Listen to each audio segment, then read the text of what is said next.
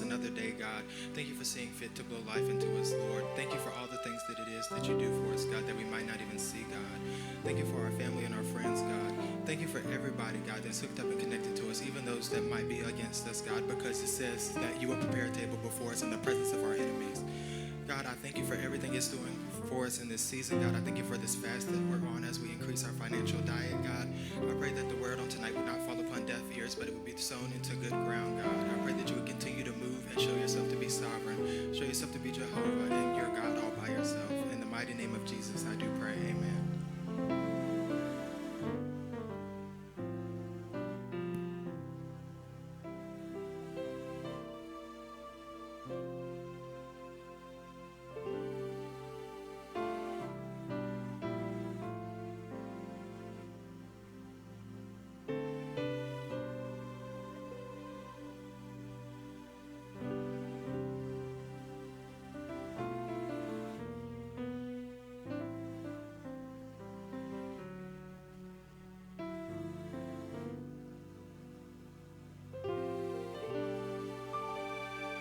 While we get everybody in and the speakers come forward, I guess I'll go over a couple quick announcements.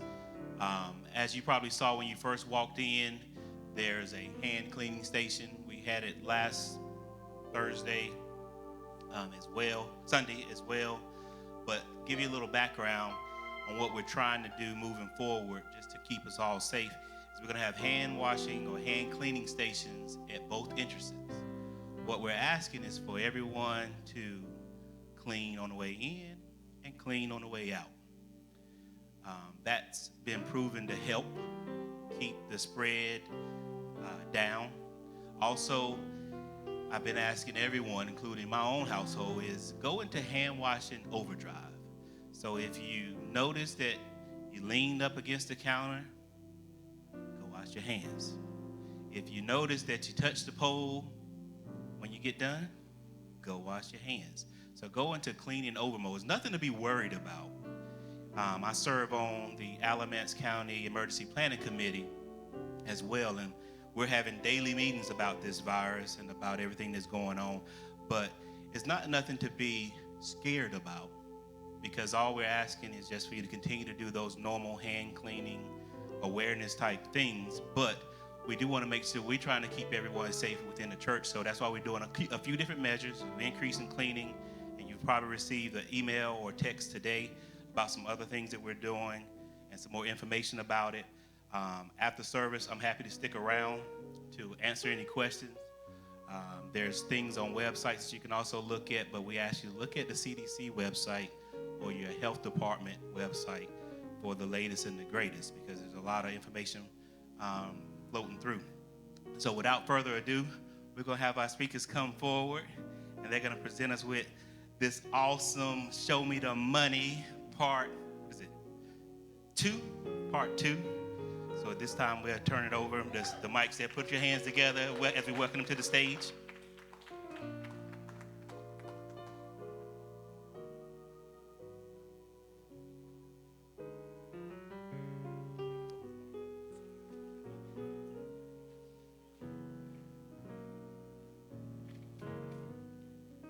Hello, everybody.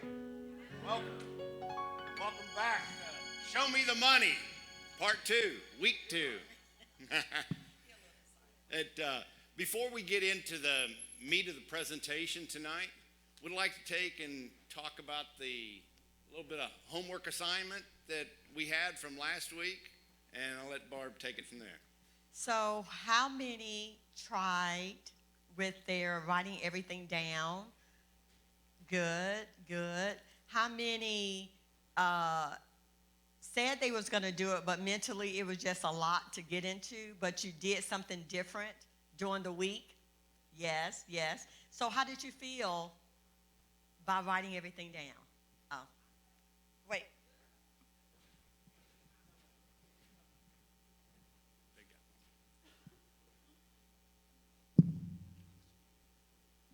I felt really good about myself. I found myself yesterday. Today's Thursday, so I got paid yesterday, and right when my check hit my account, I went into like write down mode. I'm like, okay, what I gotta pay? And so I was at Wendy's last night, and I pulled my book out, and I started writing because I hadn't printed out the spreadsheet yet. And my daughter was in the back. She's like, "Mommy, what you writing down up there?" "Don't worry about it till you get your paycheck." So it was different, and I'm excited. I've implemented some other things to help with my financial diet, but it made me feel good because I've never really been good about budgeting. Awesome, awesome. There's someone on the back row that said that they didn't get a chance to do it, but they did something differently. Who was that raised their hand on the back row?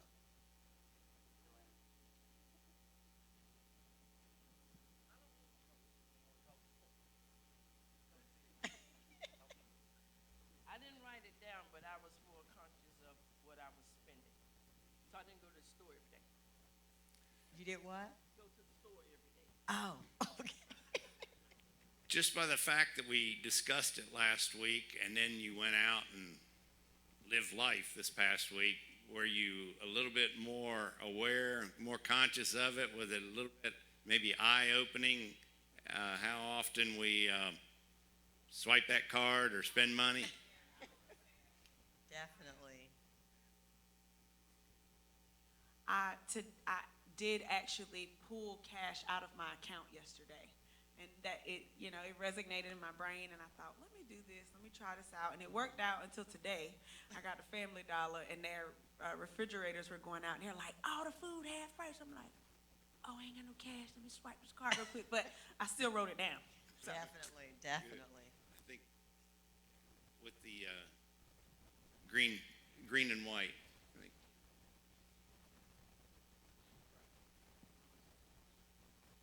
I love consignment shopping, and most people in here know my spot in Hillsborough.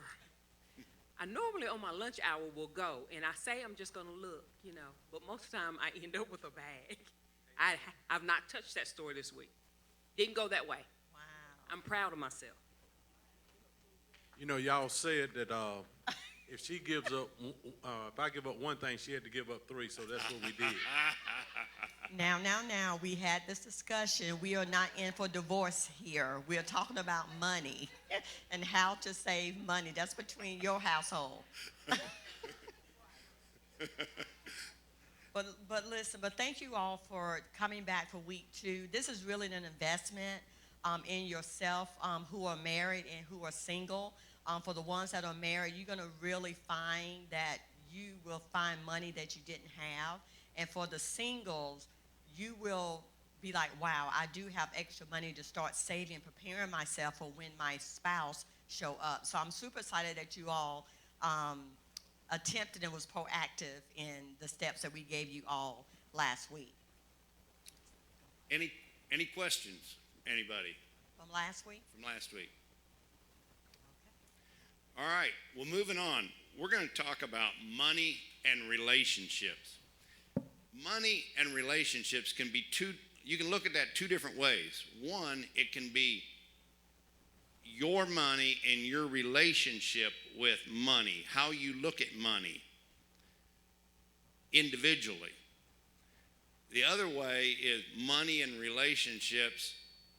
If you're married or you're in a relationship, then how do you deal with money given that you're in a relationship, because you need to work together and have common goals that aren't battling with one another,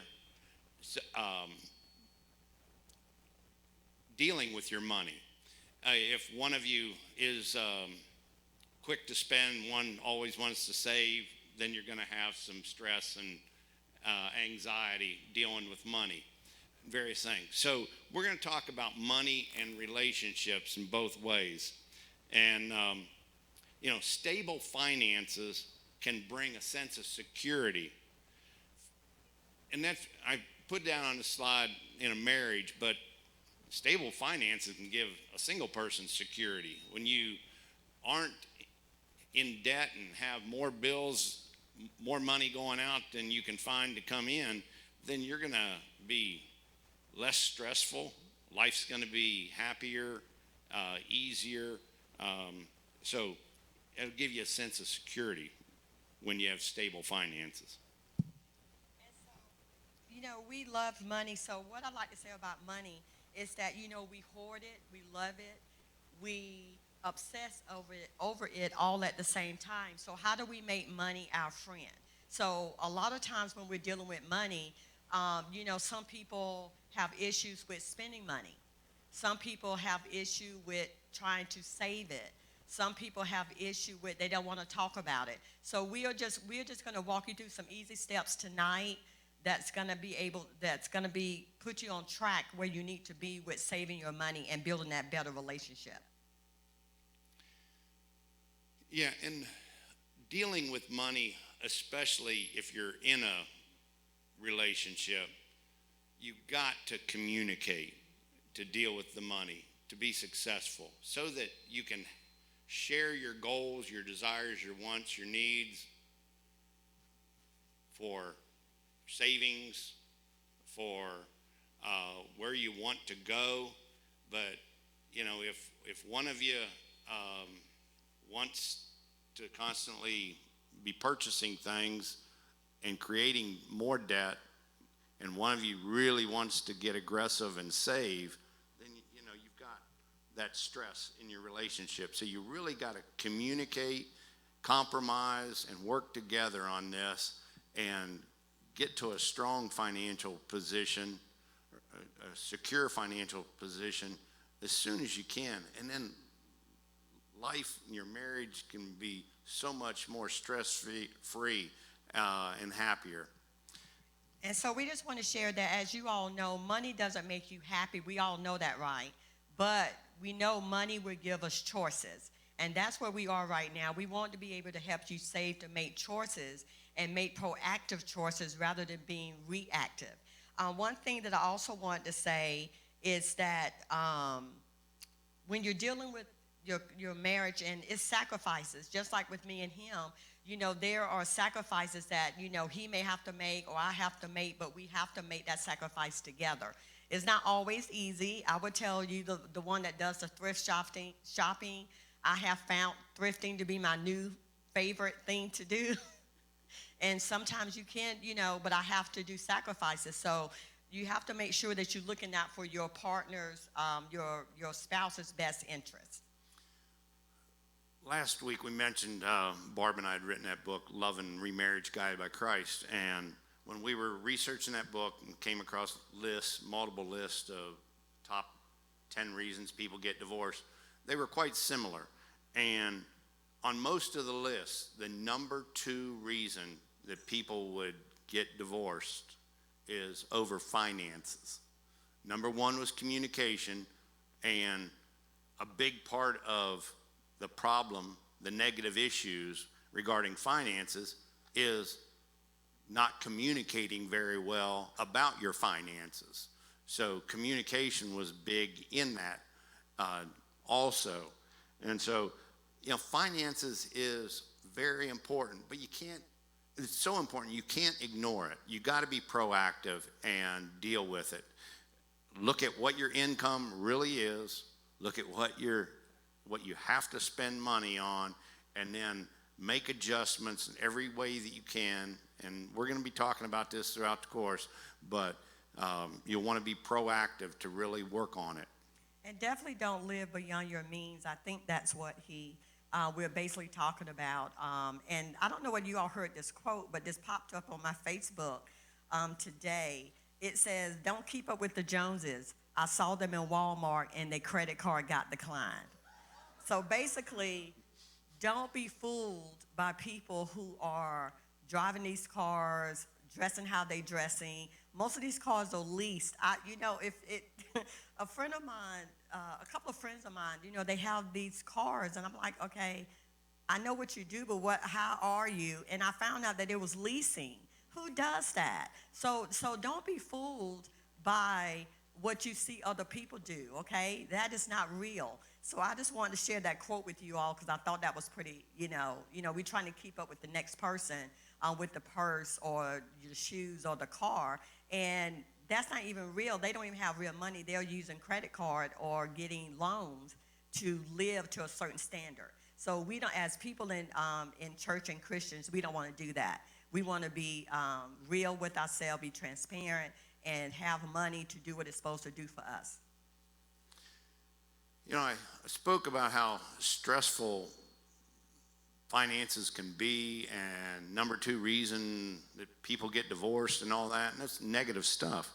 But if we take and are proactive and we work on our finances and we improve our finances, even if you just start to see some positive improvement, a little bit going in a positive direction, you need to celebrate those successes. Celebrate those successes and look forward to more successes, greater successes. High five your spouse, go, have a snack or whatever, celebrate. When you're dealing with your finances and you sit down, make it a fun thing to do. Try to not let it be a real burden, a downer. Oh, we got to deal with the finances tonight, Maybe pour your favorite soft drink beverage, have a snack. What did he say? It'd be easy. But make it enjoyable, put some brownies in the oven or whatever, pop some popcorn. Let's enjoy working through improving our finances together, make it a good thing. And also, a couple of friends of ours who are doing this, create themes for you. I know this sounds weird. I know y'all looking at us like, what do you mean by create a theme? But, make it fun when you go sit at the table. It is not going to be fun when the 2 eyeballs, y'all are looking at each other, and he wants to take, I'm saying yes, he wants to take something off the table, and I'm like, no, I want to keep it. So you have to create themes. A couple of couples of ours have it, they call it Happy Financial Friday. So for every Friday, they go to the table, they sit at the table. Now, I don't know whether they take wine, I don't know what they do in their house, but they take whatever needs to happen. I'm not saying go drink, y'all, okay? Don't pass. I didn't say for them to go drink. I'm just saying you have to make it fun for you and your spouse. And if you're single, do yourself. Have a thing for yourself. There was a lot of things I did before I got married, okay? So don't think because you don't have that spouse, you can't sit down and do your own budget for yourself. We would like to talk about a way to be disciplined and use cash to save money and control your expenses. Has anybody heard of the envelope system or used the envelope system? How did y'all like it?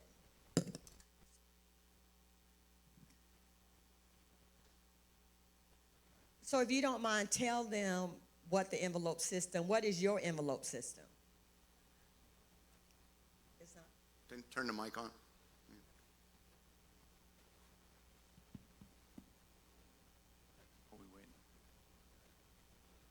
So my envelope system is, I go to my particular bank, and the envelopes that they give your cash back in, I just have several of those, and I have them labeled. I have one labeled offering, I have one labeled gas, I have one labeled hair and beauty, whatever I need it for. I take a certain amount out each time I get paid, and I divide it up into those envelopes. And once I use that money up for whatever purpose it is, that means I can't spend any more on that particular line item. I'm done. So that keeps me honest. I find that I have more money left over. I keep my debit card at home. I do not carry it on me. I just use cash. Very good. All right. There's someone back on the back row there. So just like she said, I use the same way. There's certain things that happen throughout the year that you know you have to pay for, and so like your car registration. So you put a little bit in the envelope. You got to label car registration. You put a little bit each month. So then you don't have, when that time comes, you're not spending. You're not pulling $200, $300 out of your account to pay that bill. You know it's coming. And the same thing with Christmas, if you've got, you're gonna be buying gifts for family, friends, you just put a little bit away each pay period, so you put $5 or $10 away, and you got that taken care of, as well as your other things. Well, I don't have to worry about a haircut anymore, but anything you're gonna be doing on a recurring basis, you have an envelope for.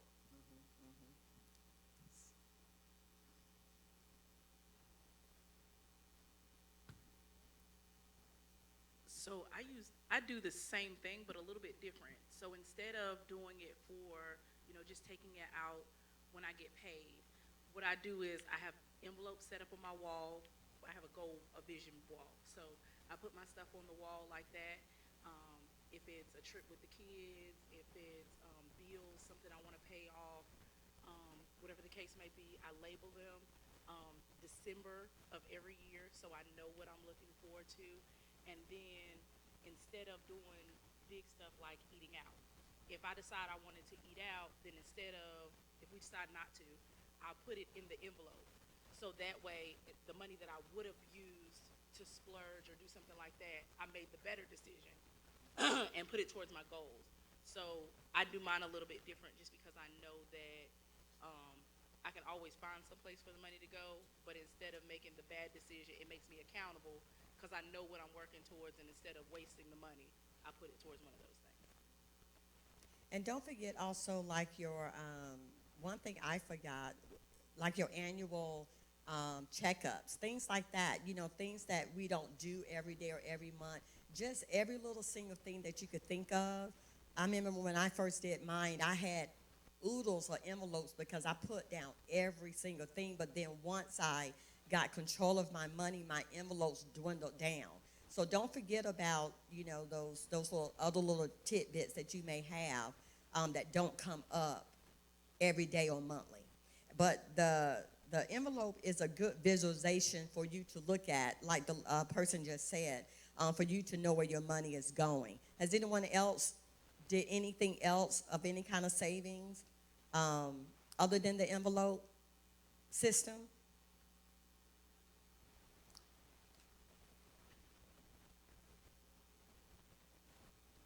So all of us have a lot of people have credit cards. So what I did was take my credit cards. I shouldn't be telling y'all this, but put some water in it and froze them, and put them in the refrigerator. Say that again. Take the credit cards and put them in a Ziploc bag, freeze them, and then, by the time I get the urge to use it, it'll take it a while to unthaw. And so I better change my mind so that it worked. But I still got the credit card, just in case. I'm going to have to take that one. That's very good. It's a built-in thawing out period there. You took that to a whole nother level, but I like it. Great sharing of ideas, and it's great. We can learn from one another here. I'd like to share with you a scripture verse. Each one should use whatever gift he has received to serve others, faithfully administering God's grace in various forms. This is from Peter 4:10 NIV.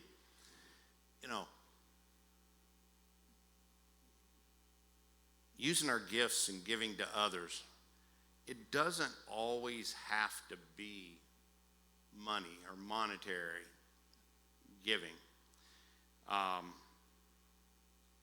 You can use your talents and your time to give to your church, other organizations, individuals. And so I just wanted to take a short break here and put that nugget in, that we talk about giving, and as we get control of our finances and get in stronger position where we can give even more, yes, we can give financially, but we can always, even while we don't have all the financial resources that we hope to have someday, we can give of our talents and our time to the church, other organizations, and anybody that you come across in your daily walk that could use some help. So just wanted to share that with you. And so we want to share with you all that this is the part where everybody looks at us crazy. Let me just go ahead and say that now. But we put this in this because we have done it. When you are married, we always like to share that it should be one bank account. I know every household is different. We have done it without having one bank account.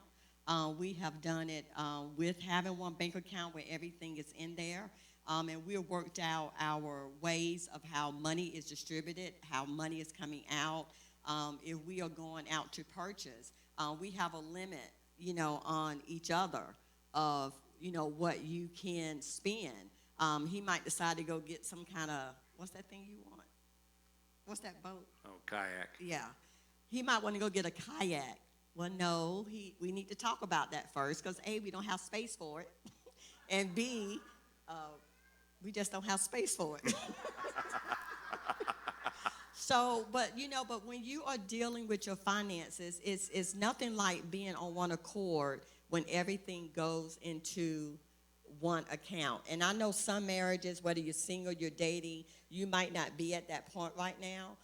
But having that one account for us, and like I said, we don't know how it does in your household, but it has peace there.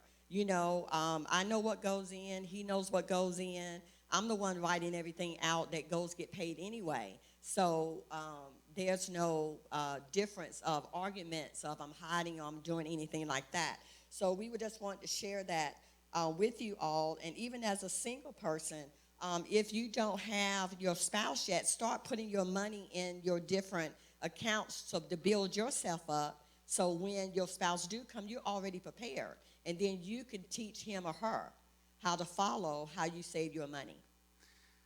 Yeah, and, as we've stated, Barb and I both came from failed first marriages.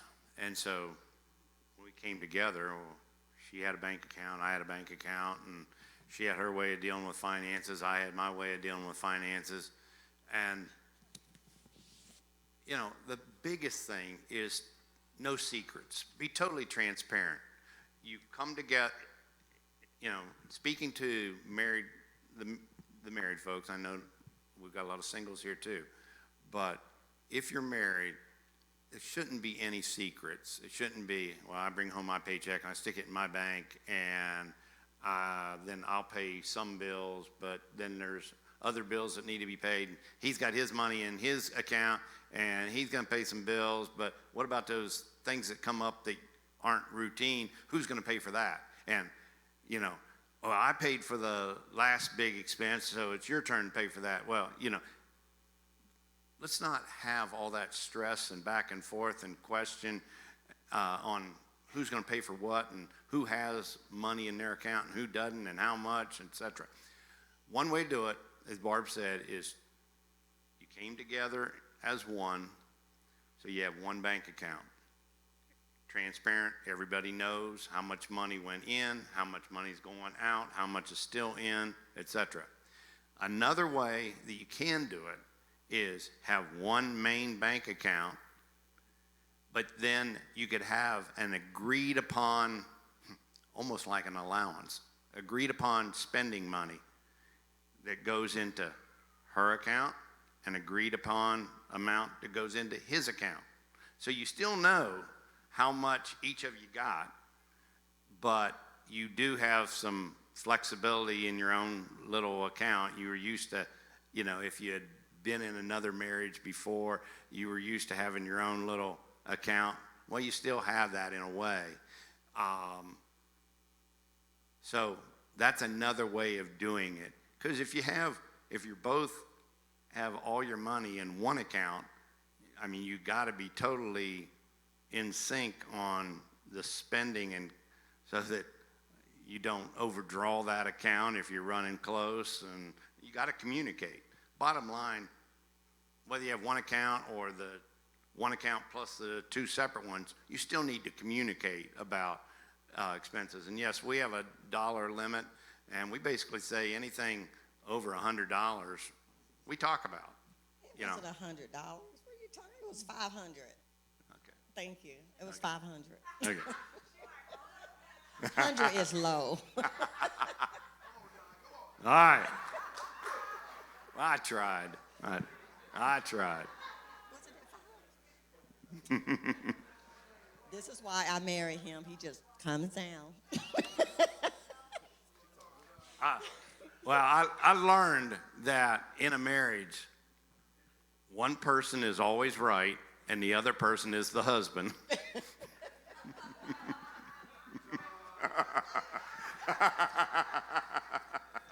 He's trying to impress y'all tonight. I'm going to let him have that. But all seriousness, another scripture I'd like to share with you is, she went and told the man of God, and he said, go sell the oil and pay your debts. You and your sons can live on what is left. From 2 Kings 4:7. You know, once you've relieved yourself of your debt payments and you're not strapped, you're going to have the resources that you used to be making debt payments, and you're going to be able to live comfortably after getting rid of that debt. And so we need to take and really work hard to get rid of that debt. Get rid of that debt. The Lord doesn't want us to be in debt, be a slave to the lender. We don't want to live our lives being a borrower and being a slave to the lender. So it's work hard, be aggressive, get rid of our debt, and then all that money that we were spending every month on debt payments, that can be used so that we have a little bit more disposable income, or you put money into savings. It frees you up to give even greater. It's just a wonderful thing to get rid of that debt. So what we're going to talk about now, we sent you all, and maybe all didn't receive it, but we sent you the budget form. Did everyone receive the budget form? Okay. Do we have any that we was going to hand out, or did anybody bring their budget form with them?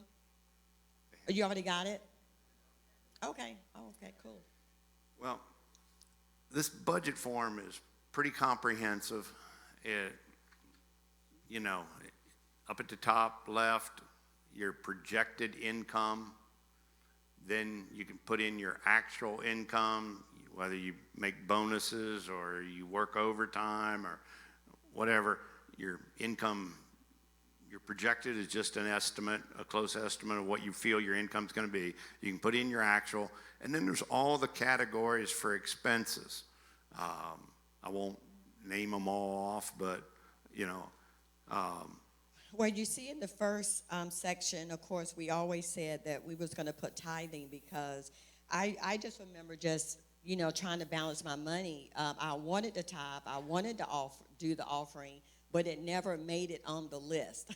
It was way down on the list. And so we put the tithing and offering first, because that is your goal, is to always do your tithing first before you do your any of your budgetary items. And there's a lot of categories on this form. They may not all fit, but there's also other in just about every category, and so you can enter something special that you have. Try to let this jog your memory and try to think about everything that you spend money on, and put something in those. And this is trial and error.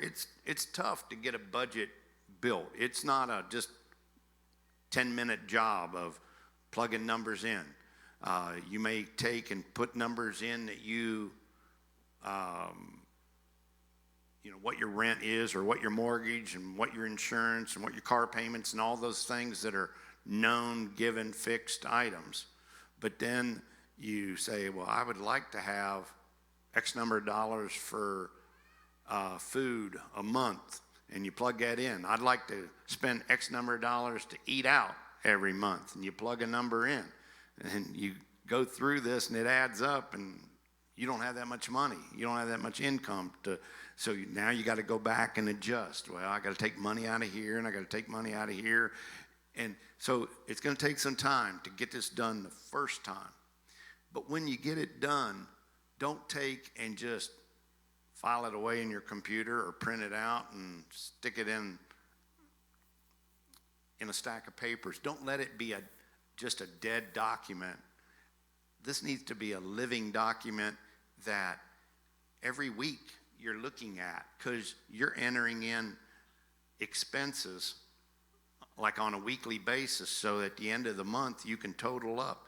I paid this much for my electric bill, I paid this much for water and sewer, and I paid this much for my insurance and my food, et cetera, et cetera, et cetera. And so you can see how you're doing your actual expenses versus what you budgeted. And okay, again, you're not going to be perfect the first month. You're going to have to work this thing. It's going to take you a little while.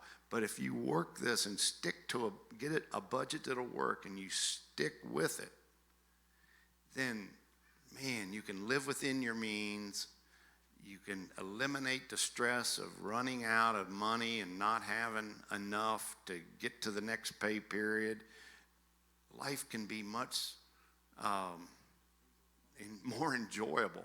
You can plan for, you can do your tithes that you need to give and that you want to give, and you can just take the stress out of your life, and you can meet your goals that you've set, and you can see the money going into maybe education fund for your kids, or into retirement fund for yourselves, whatever it may be. And then celebrate those successes. If you're single, celebrate those successes yourself or with friends. Tell your friends about how you're doing, have fun, celebrate. As a couple, you work this budget, you get something that works, and you work at meeting your budget, then celebrate together. Man, you're doing it. You're seeing your finances improve. It's really a good thing and fun to celebrate that. So does anyone have any questions about the budget? Anything that, because like I said, so it could be things that we have missed. Did you all look at the form? Is there anything that we haven't covered that you think and for your household, for that you could see that could be used? What is your suggestion for people to have irregular income? I can't. Irregular? Yes, like hairstylists and barbers. Well, I would say you probably have to pick a conservative number and try to meet that conservative number. When I say conservative, maybe the lower end of the scale.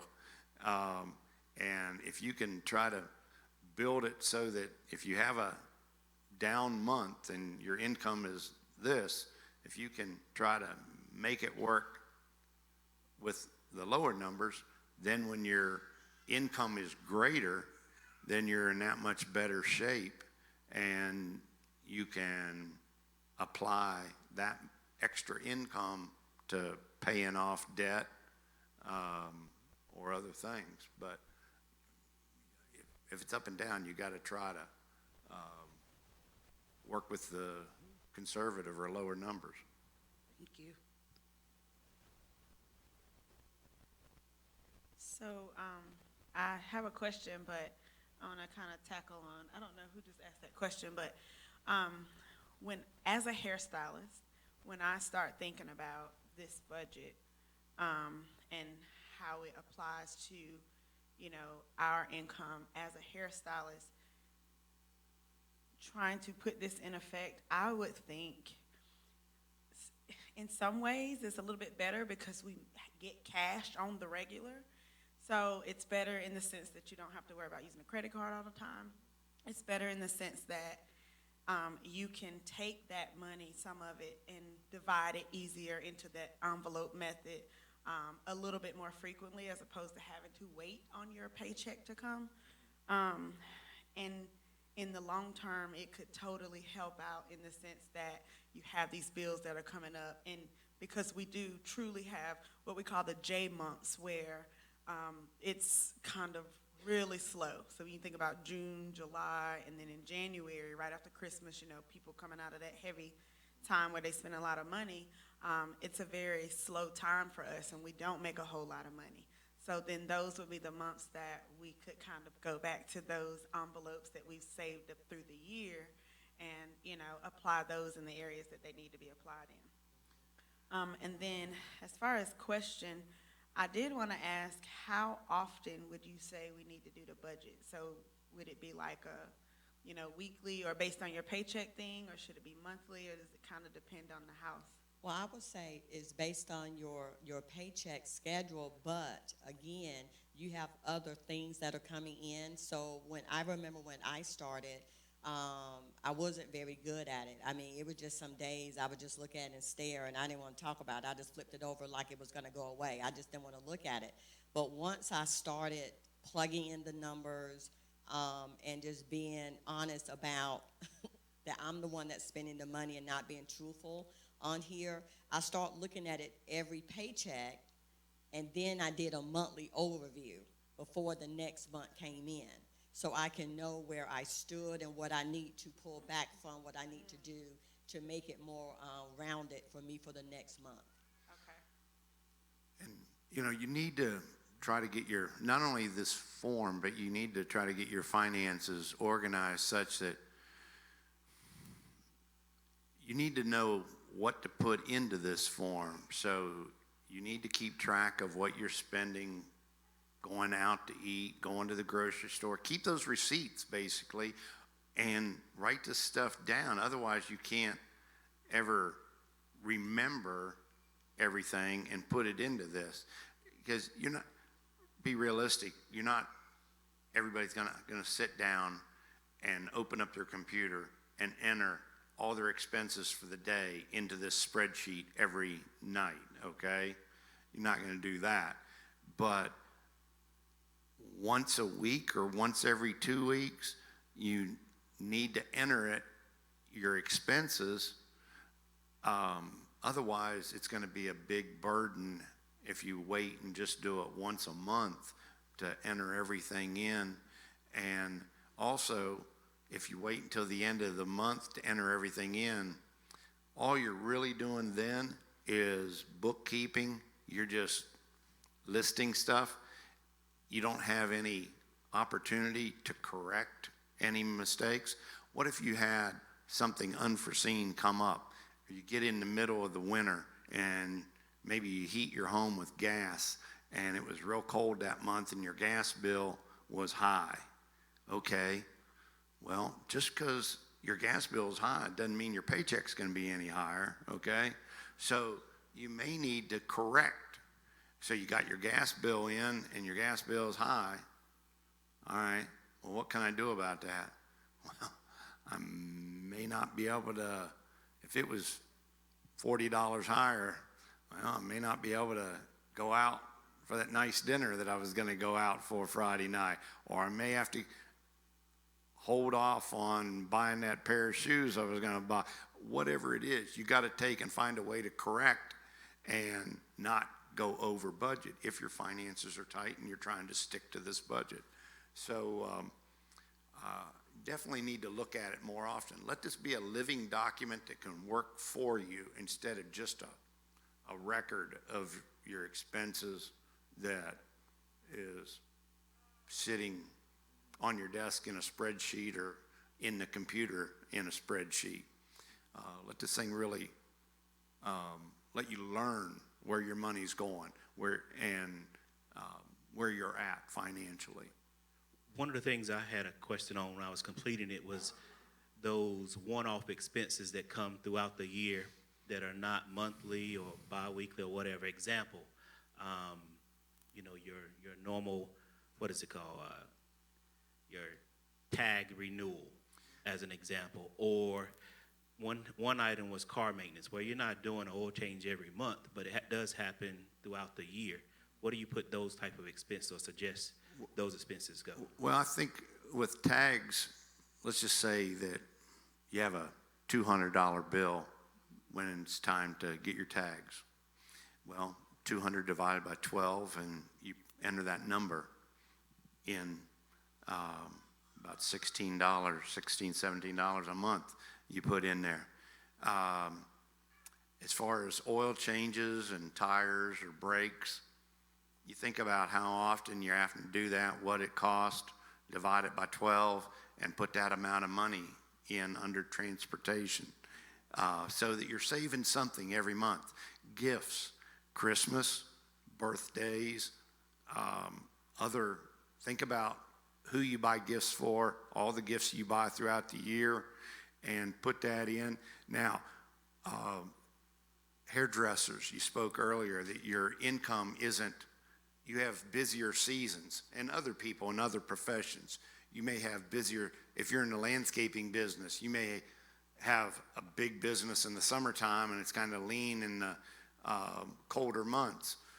Well, maybe you can say, okay, when my income is the greatest, I'm going to take and budget to save for those Christmas gifts, the birthday gifts, I'm going to save and put back money for car maintenance for the year during those heavy months, so that you're not taking money out every month, those lean months, for those things that you don't have to have the money for every month. So that's a way you might look at this and figure out ways that you can work with your inconsistent or up and down income.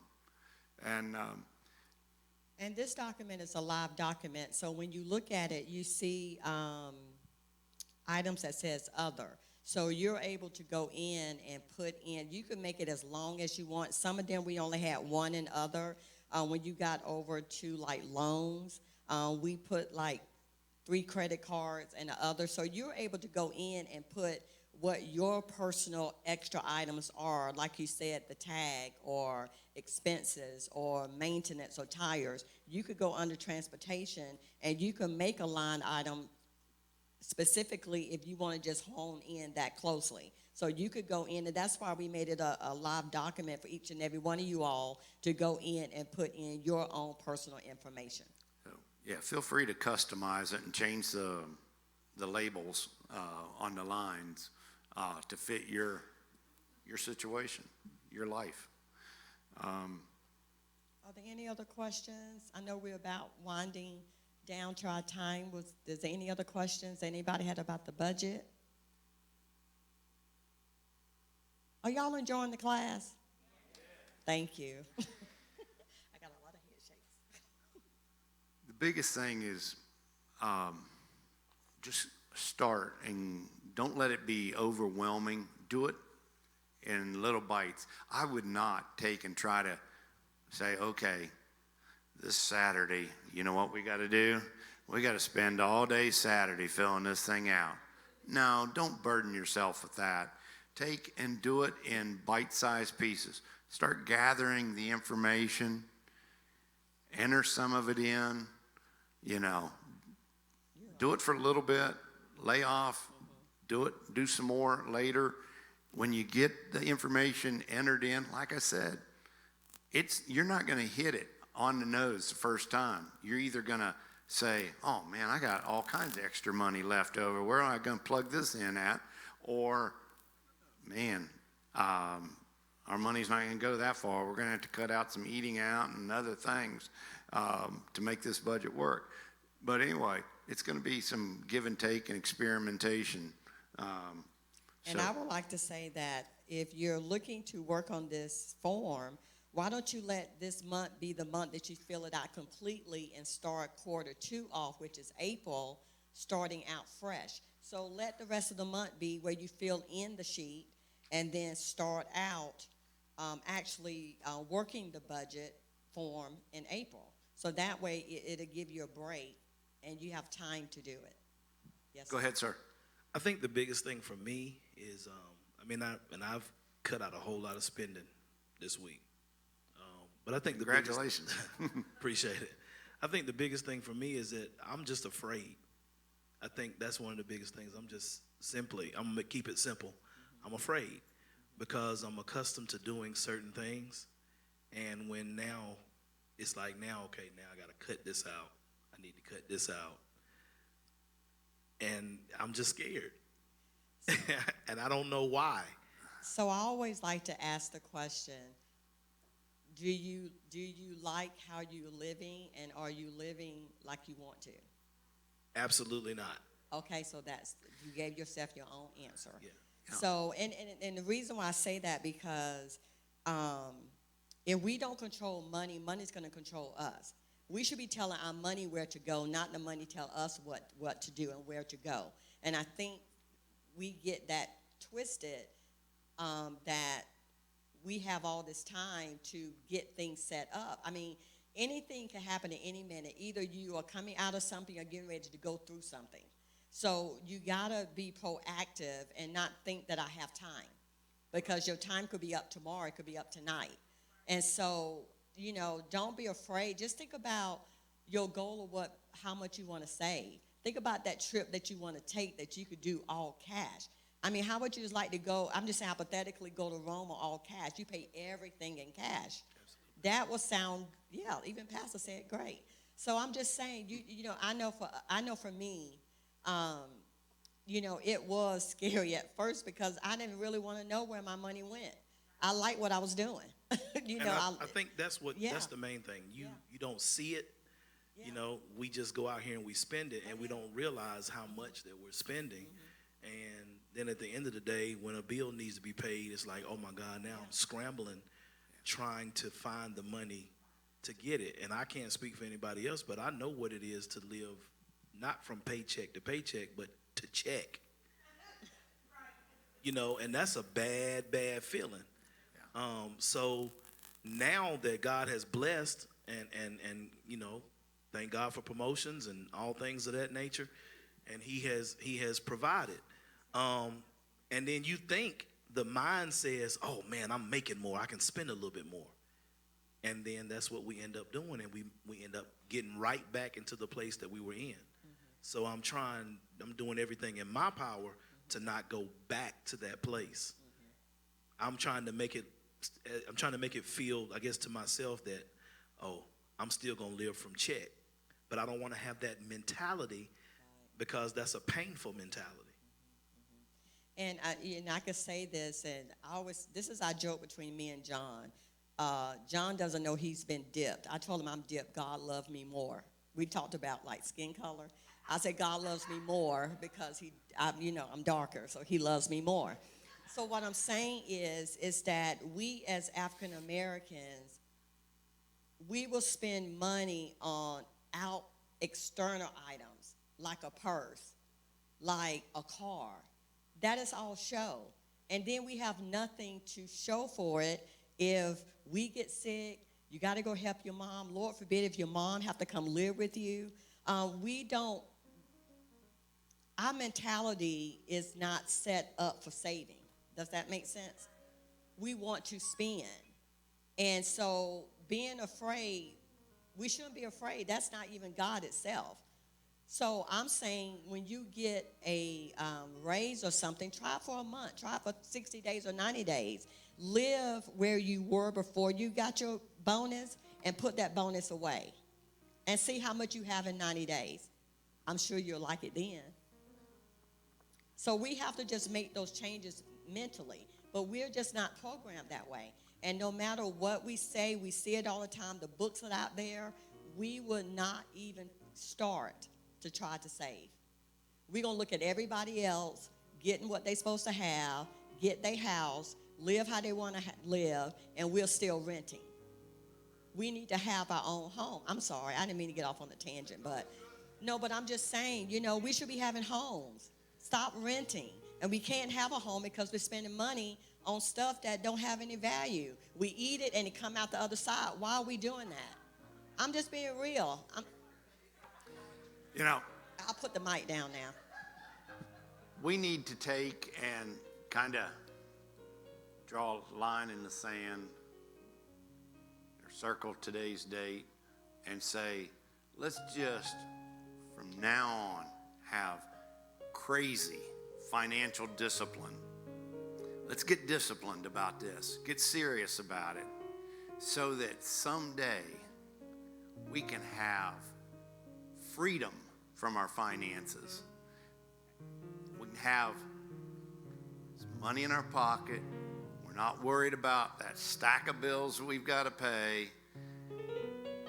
And we have the freedom to give and help others, be a greater blessing to our church and other organizations and other individuals and family members. And we're just going to feel so much better. But there's a gentleman you've probably heard of. We've taken his classes, Dave Ramsey, wonderful about teaching finances. Dave Ramsey's quote he likes to say is, start living like no one else today, like no one else is willing to live today. Don't go out to eat beans and wieners, whatever. Don't spend a penny that you don't have to now. Get your debts paid off, get your savings and everything, so that someday you can live like no one else can live. Because most of the people you know are still going to be saddled with that debt and those financial burdens. So live like no one else is living right now, so that someday you can live like no one else can live later on. And I like to say, have that crazy financial discipline right now, so that later we have the freedom to live the way we want to live and give the way we want to give later. So we're just asking you all just to try. It's not going to be easy, but just try. I don't ever want any of us to look back and say woulda, coulda, shoulda. And if you would just only have saved a 20 here, a 10 there, or whatever it is, you will have more than what you have now if you never did nothing. So just try and save something. It's not about the amount. It's about the consistency and discipline to do it. So our next week class 3, it's going to be, the two main topics are going to be debt elimination, and due diligence can be a negotiating tool. And as far as debt elimination, many of us are in the financial condition we're in because we've taken on debt. And we don't have just the housing expenses and the transportation expenses and the food expenses, utilities. We don't have those normal expenses. We've got this stuff that we paid for or got some time ago, and we're still paying for it. And we've got these debt payments that we're still saddled with. And every month we got to make those payments. If we could get rid of those, get those paid off, it's going to give us so much more freedom to live so much better and to save money and give more and have flexibility to make choices, as Barb said earlier. And so we're going to discuss strategies how to eliminate that debt. And that's going to be really, really key to tackle this debt and get rid of this debt. And then due diligence, it's kind of, without going into it today, it's doing your homework before you commit to spending money. Do your homework ahead of time. Don't go down the street and say, man, that's a sharp car over there in that car lot. I've driven by that yesterday. I drove by it today. I got to have it, and run in there and buy it. And now you're saddled with a big payment, and you got that big payment for years. And, you find out I could have paid less for a car just like it, or I didn't take it and get it checked out and it was a newly used car, but it's got some issues. I didn't have it checked out. I didn't do my homework. I quickly acted on impulse and bought it, and I've made a mistake. And so we're going to talk about due diligence. It's doing your homework before you make a purchase. Oh, I believe that is it for tonight. We really thank you for your attention.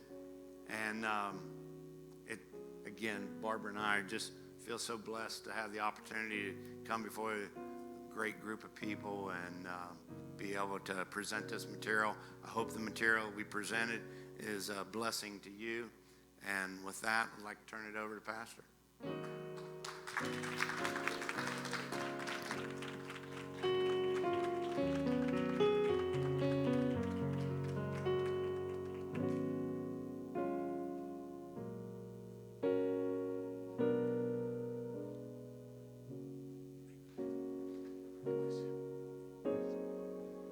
How about another hand for the Goss team? Team Goss. That's it. Come on, you closing out tonight? Amen. Let's stand and prepare ourselves to give